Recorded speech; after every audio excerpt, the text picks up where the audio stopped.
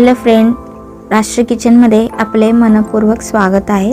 आज आपण महाराष्ट्राची मराठमोळी रेसिपी हिरव्या मिरचीचा ठेचा किंवा खरडा पाहणार आहोत। तर हा ठेचा वरती 4 ते 5 दिवस आणि फ्रीजमध्ये 15 दिवस ठेवून तुम्ही तो वापरू शकता।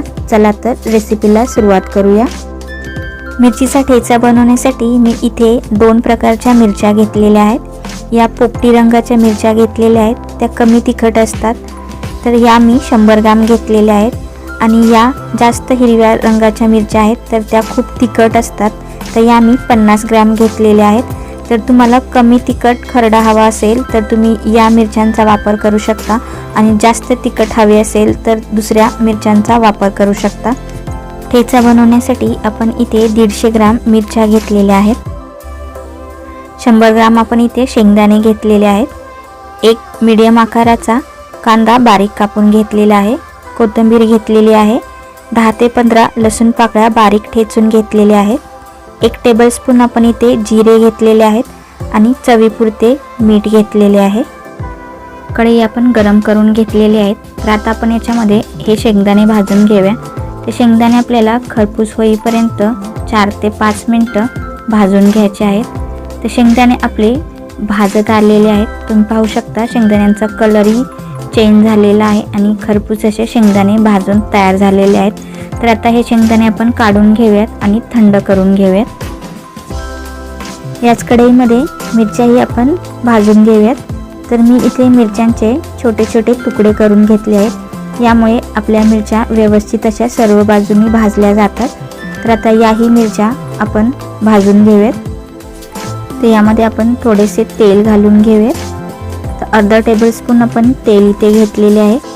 आता या मिरच्या आपल्याला मीडियम टू हाय फ्लेमवरती या भाजून घ्यायच्या आहेत।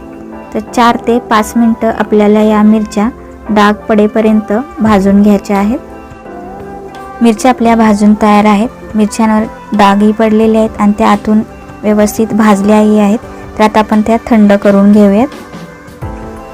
आता मिक्सर जारमध्ये आपण हे शेंगदाणेही जाडसर असे वाटून घ्यायचे आहेत। तर मी या शेंगदाण्याची साल काढलेली नाही, तर असेच शेंगदाणे मी मिक्सरला जाडसर असे वाटून घेणार आहे।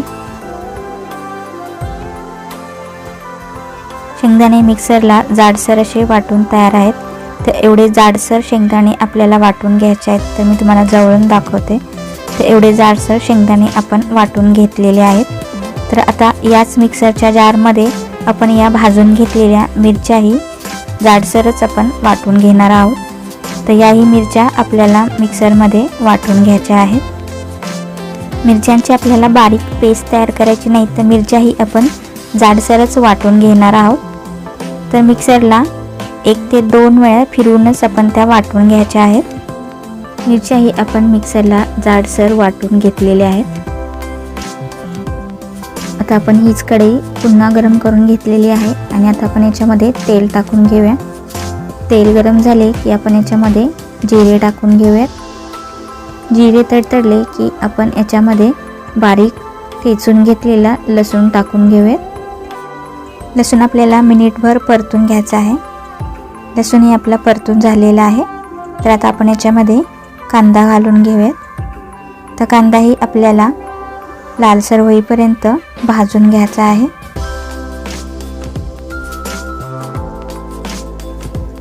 दोन ते 3 मिनिटं आपण कांदा भाजून घेतलेला आहे। तर कांदाही आता आपला व्यवस्थित भाजलेला आहे। आता आपण हा वाटून घेतलेला मिरचीचा ठेचाही याच्यामध्ये घालून घेऊयात। तर मिरचीचा ठेचा बनवताना खलबत्त्यात वाटून तो तयार करून घेतला जातो किंवा तो तांब्याने किंवा मडक्याने खरडून घेतला जातो, म्हणून त्याला खरडा म्हटले जाते। तर आपण इथे मिक्सरला बारीक करूनच तो घेतलेला आहे। तर आता तो व्यवस्थित परतून घेऊयात। आता आपण याच्यामध्ये शेंगदाण्याचे बारीक करून घेतलेले कूटही टाकून घेऊयात आणि तेही मिक्स करून घेऊयात। तर मिनिटभर आपल्याला हे परतून घ्यायचे आहे। आता हे व्यवस्थित परतले आहे। तर आता आपण याच्यामध्ये चवीनुसार मीठ घालून घेऊया। मीठ आपण याच्यामध्ये थोडे जास्तच घेतलेले आहे, कारण जास्त मीठ घातल्यामुळे आपला खरडा जास्त दिवस टिकतो आणि जसा खरडा मुरतो तशी खरड्याची चवही छान लागते।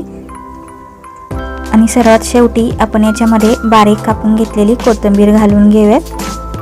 कोथिंबीर ही आपल्याला याच्यामध्ये मिक्स करून घ्यायची आहे आणि मिनिटभर आपल्याला ते परतून घ्यायचे आहे।